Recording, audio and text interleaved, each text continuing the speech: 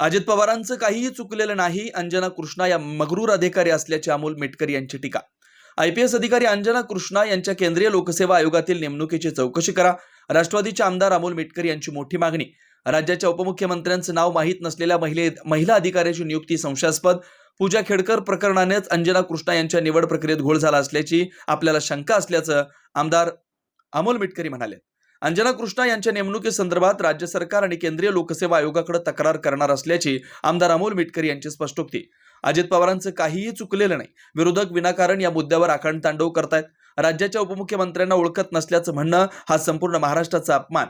अंजना कृष्णा या मगरूर अधिकारी असल्याची अमोल मेटकर यांची टीका. आरोप करणाऱ्यांना त्यातलं शेंडा बुडूक काहीच माहीत नाही. उलट त्या महिला अधिकाऱ्याच्या कागदपत्रांची केंद्रीय लोकसेवा आयोगाने तपासणी केली पाहिजे की एखादी IPS दर्जाची महिला अंजना कृष्णा नावाच्या त्या शेतकऱ्याचा विषय समजून घेताना शेतकऱ्यांना दमदाटी करतात, त्यांचे बॉडीगार्ड शेतकऱ्यांवर पिस्टन रोखतात आणि अशा वेळेस अजितदादा जर त्यात हस्तक्षेप करत असतील तर हीच महिला मगरूरीने तुम्ही कोण आहात असं विचारत असेल आणि राज्यात ज्या आपण जातो तिथं आपण खातोय त्या राज्याचे मुख्यमंत्री आणि उपमुख्यमंत्री कोण आहेत हे साधं जर त्या बाईला माहीत नसेल तर अर्थातच तिची निवड प्रक्रिया पूर्णपणे चुकलेली आहे असा आम्हाला संशय आहे.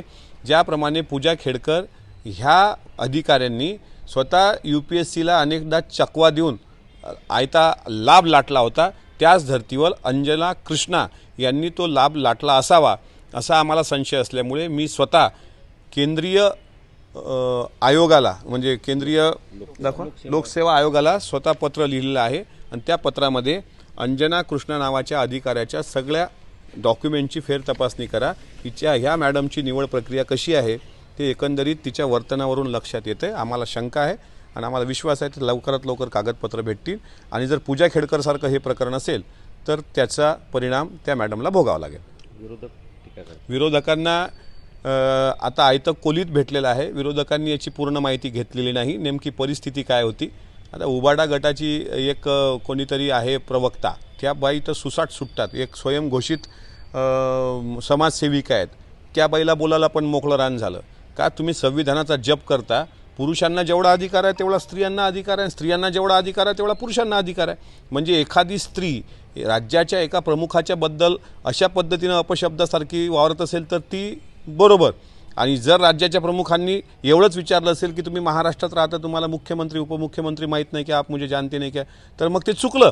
मग अशा प्रकारे दुतोंडी भाषा करणाऱ्या विरोधकांना आमच्या पक्षाच्या महिला प्रवक्त्या योग्य त्या उत्तर देत आहेत. आम्हाला काही मर्यादा आहेत, आमच्या पक्षाचे संस्कार आहेत. जर ते कोणी पुरुष अधिकारी असता तर त्याला आम्ही अमोल मेटकरी स्टाईलने उत्तर दिलं असतं.